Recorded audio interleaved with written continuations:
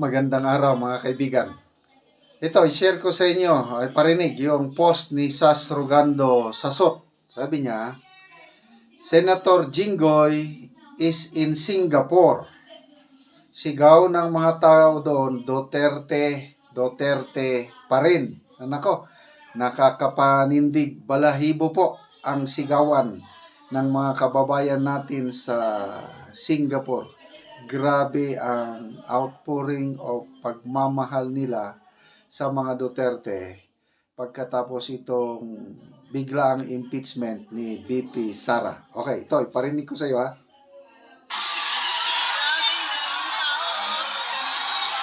Sa isang mall, Duterte,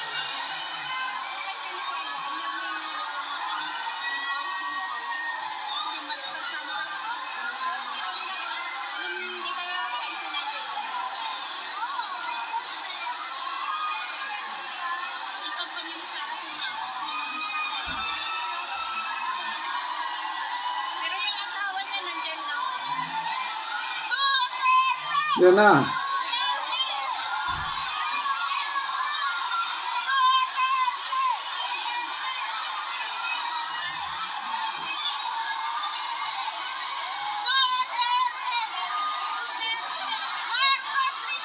Oh, Marcos resign.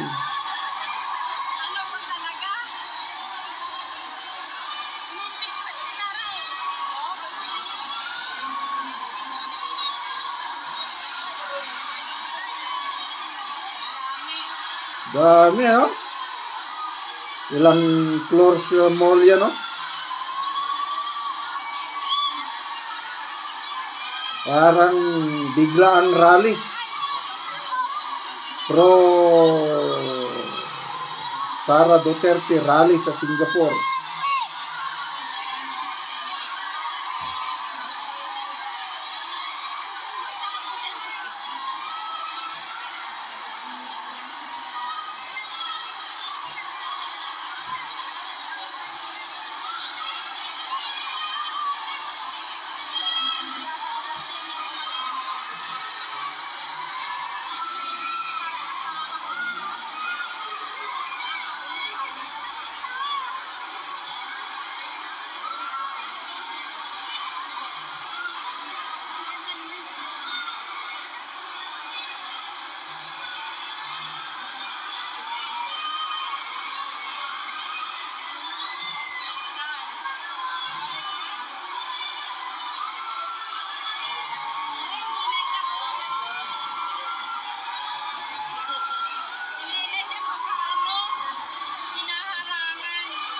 Na hinaharangan daw.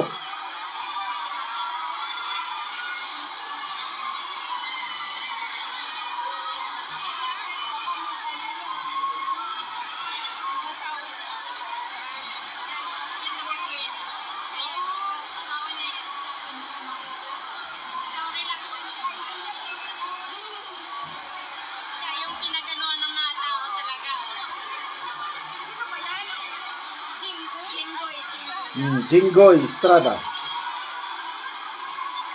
Hinaharangan.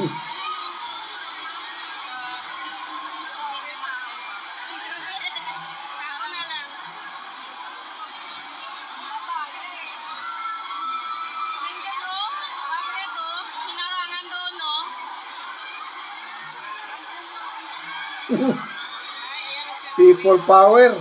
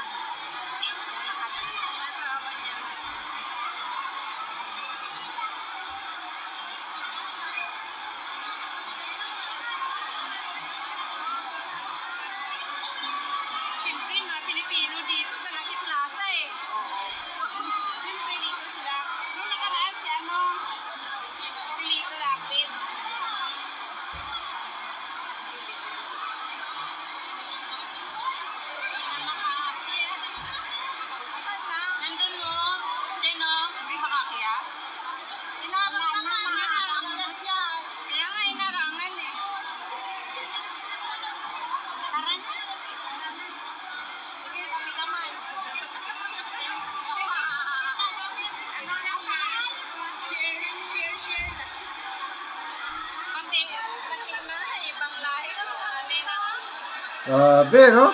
Hinarangan. Wala ko naman. Wala ko ang laki mo. Nangungulikat siya ng nag-ano siya doon. Doon banda. Wala na. Dapat mag-ventilator na yan para mag-ano na. Sino kaya naka-notice sa mga pwede na nandito siya?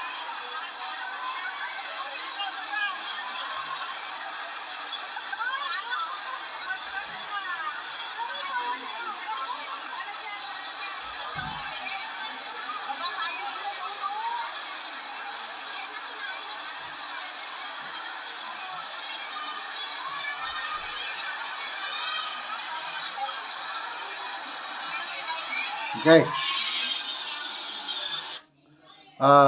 Ano sa tingin nyo? Anong reaksyon ni Senator Jingo Estrada sa pangyayari? I'm sure hindi niya inaasahan yan. Ano? Siguro may nakakita ng mga OFWs doon. Linapitan. I don't know what happens. Bakit biglang nagkasigawan na tapos according sa mga nagsasalita hinaharangan. Okay. But to me, this is a good development, eye-opener kay Senator Jingo Estrada para maramdaman niya yung pulso ng taong bayan. Okay? Magiging senator judge yan eh. Okay? And maganda kay Senator Jinggoy, nagpahayag na siya noon eh, na tutol siya sa anumang klase ng impeachment kasi naranasan na ng pamilya niya, naranasan ng kanyang father, si President Estrada. Kaya ako, this is a good development, lalo lang magpatibay sa conviction ni Senator Jingo Estrada na sumasalungat siya sa anumang impeachment. So, salamat sa ganitong pangyayari. Okay mga kaibigan, salamat sa inyong palaging panonood sa ating channel. Yung ating income sa channel na ito, itinutulong natin sa Talaandig na tribo sa Bukidnon. Namimigay tayo ng libreng pako at yero sa kanila para ma-repair nila ang kanilang mga sira-sirang bahay o makapagpatayo sila ng sariling bahay. Ito, panoorin nyo itong video na ito. Pinadala sa akin ng aking kasamahan doon. Ang atep o ang roofing is bark o panit. Panit lang yung bark ng kahoy. Kawawa talaga. Tapos natutulog sila diretso lang sa lupa. Salamat sa inyong tulong, lalo na sa mga hindi nag-skip ng ads. Ante, mayong buntag. Mayong buntag. Oo. Tanawa ning among balay nga kuan panit ra gyud sa kahoy. Wala mi ikapalit og kuan among atop kay kuan wala pagka kuan may kwarta. Wala mi magpalita makuha og kwarta. Oo, so mo na ni ante ang inyong payag panit sa kahoy. Panit sa kahoy ra gyud. Oo. So giun sa maninyo ante pag kuan kanang gikuan sa sundang dahil gipanit dayon. Oo. Gikuan na ra sa sundang gipanitan dayon ang kahoy. Na kuan dayon ang among pampagyod gibutang ra sa yuta ang higdaanan. Ang inyong higdaanan naara sa yuta. Nara. Ala oy. Kay wala mi ipalit og lansang og kaning ipang sa among haligi wala gyud. Oo. So giun sa man ni si ante gibugkos ra ang inyong Gibugkos ra og mga kuan ra sa diri sa lasang. kining Mga gibugkos ra og tuwaing. tuwaing. So Tuwaing ra gyud. lagi ba? Tanawa, tuwaing ra. Lagi. Tanawa wala pa gyud na nahuman. Gabi maghigda lang mi na wala mi kuan. Dingding. Wala may dingding. Bisag ang kuan. Kulawa tawra tamanggani. Sige, tanawon daw nato anti sa sulod. Tanawa. Oo. Oo. Now nato inyong balay luoy gid kaayo. Panit in town sa kahoy. Gikuanan lang og trapal. Trapal og mga sako ang So, mga gamit. Unsa man inyong gihimo anti nga dingding day kana? Tumbak. Kanang kuan kanang mga Kahoy ra gyud. kahoy sa tumbak lang. Oo, ang dingding. Luoy gid kaayo. Ang higdaanan pag yun sa bata, gibutang ra dire. Higdaanan si imong bata. Oh, higdaanan sa bata, tanawa, gibutang ra sa yuta. Sa yuta ra. Oh. Has. Bibi, luoy kayo ka, bibi. Gahigda ra mo sa yuta, bibi. Oo, Gahigda ra mo sa yuta. Luoy kayo mo ba? Oh, tanawa. Ang among kuan, oh, Ay, sako. Dingding ninyo, sako lang. sako, tanawa. Oo. Naog hangin, diri na ang hangin sa mo ang maghigda mi. Lagi ba? Manawa among kardiro na ang iyang dalunggan pitas pa. Walay kuan sa inyong kaldero, pod. Tanawa, mabuak na ng galugawan sa among anak. Ay, isa ra pod kabuok. Isara, ikaduha na kuan. Apit na na. Kanang isa, gamay man kayo. Gani, apit na gani nalitas ang iyang kuan. Tanawa. Oh, gana oh. Apit na napitas ang lugawan sa bata. Ala ka Gamay ba? kaayo. Lagi, luoy man kayo mo.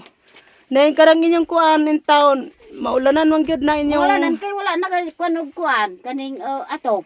Lagi ba? Luoy Tanawa ang kayo. dingding sa mga dalaga. Dalaga diri taon gayda.